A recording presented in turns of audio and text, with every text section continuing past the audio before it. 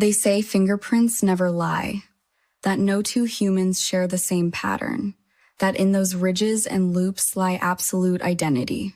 But what if the truth depends on who's looking?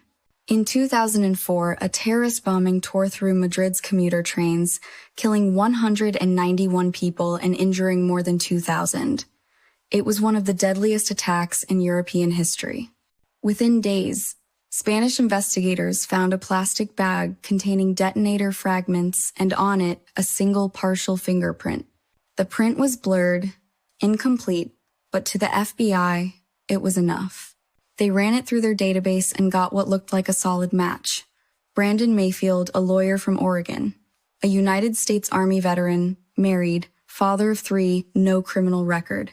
But there was one curious detail.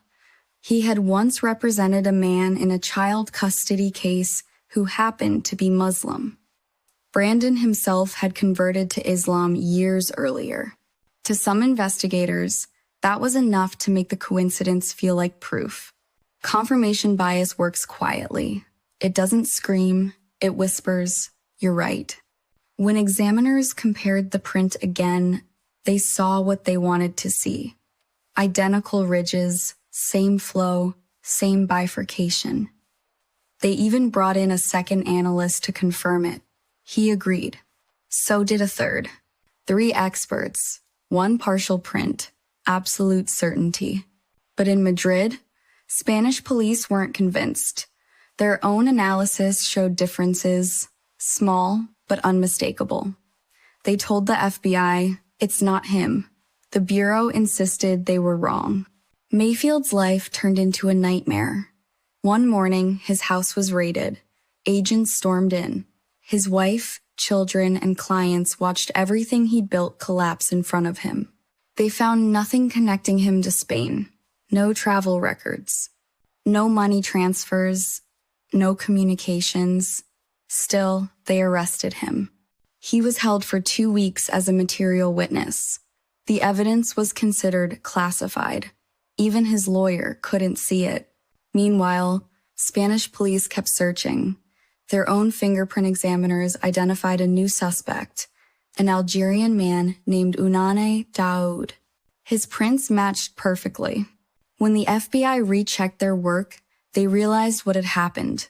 The partial print was smudged and distorted. The points they'd matched were coincidental.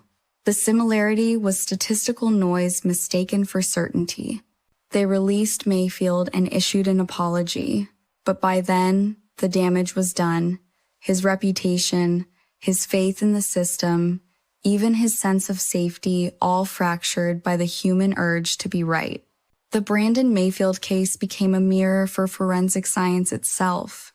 It forced the FBI to rewrite their fingerprint identification standards, introduce blind verification protocols, and train analysts to confront the most dangerous contaminant in any investigation: human ego.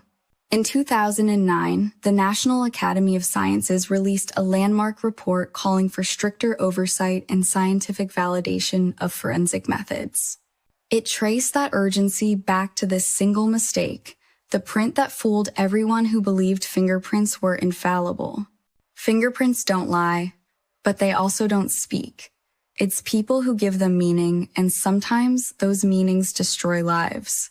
In every crime lab, every courtroom, there's an echo of Brandon Mayfield's case, a reminder that certainty is not truth and that science without humility becomes mythology. Because sometimes, even the smallest print can leave the deepest mark.